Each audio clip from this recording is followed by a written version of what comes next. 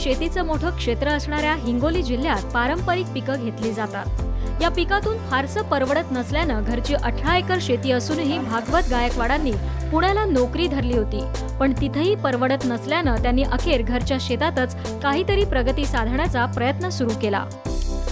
मी 12वी पर्यंत शिक्षण घेतलेलं आहे। 2002 साली माझी 12वी झाली। त्यानंतर मी 2-3 वर्ष कंपन्यामध्ये काम केलं। तिकडे मला नफा मिळाला नाही। नंतर माझ्याकडे वडिलोपार्जित 18 एकर जमीन आहे, ती कोरडवाहू होती।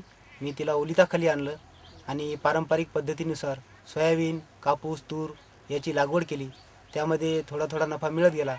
त्यानंतर 3-4 वर्षापासून कृषी विभागाचं आम्हाला मार्गदर्शन मिळालं। झेंडू या पिकाची थोडी जाणीव झाली। मी प्रथम वर्षी अर्धा एकर झेंडूची लागवड केली। त्यामध्ये मला 20,000चा नफा मिळाला।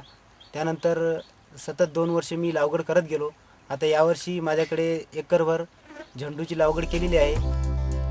पारंपरिक पिकांबरोबर त्यांनी परिसरातल्या इतर शेतकऱ्यांप्रमाणे यंदा 1 एकरात झेंडू लागवड करायचं ठरवलं। यासाठी त्यांनी शेजारच्या पानकन्हेर गावच्या संतोष शिंदेकडून झेंडूची रोपं विकत घेतली। नगाला 3 रुपये याप्रमाणे मी 5,000 रोप विकत आणलं।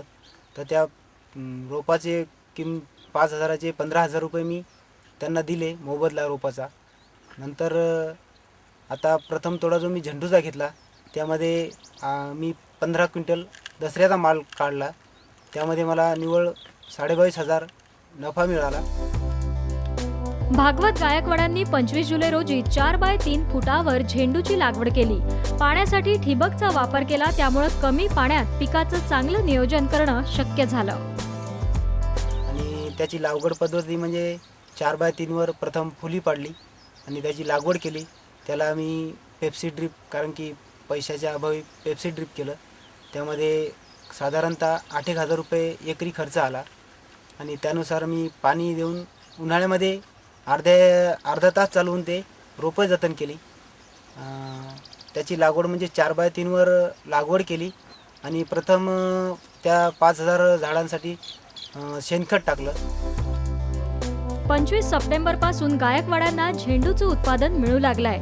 झेंडू फुलाची विक्री त्यांनी शेतात सुरू केली आहे, पण दिवाळीमध्ये आपण स्वतः हैदराबादला जाऊन झेंडूची विक्री करणार असल्याचं गायकवाड म्हणाले। आणि यानंतर दिवाळीपर्यंत या एकरामध्ये मला कमीत कमी 70 क्विंटल मी माल काढीन अशी मी आशा करतो।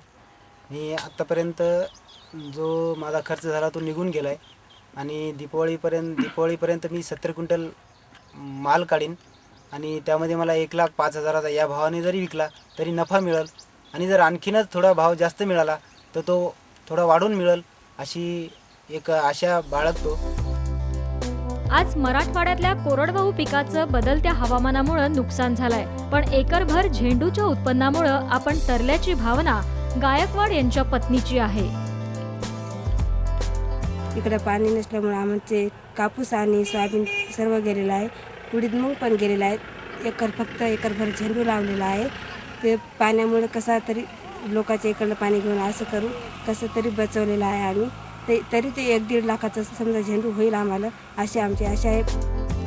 कृषी विभागानं हिंगोली जिल्ह्यात झेंडूचं क्षेत्र वाढवण्यासाठी प्रयत्न केलेत। इथल्या शेतकऱ्यांना झेंडूची दर्जेदार रोपं उपलब्ध होण्यासाठी त्यांनी पानकन्हेर गावच्या संतोष शिंदेंना प्रोत्साहित केलंय।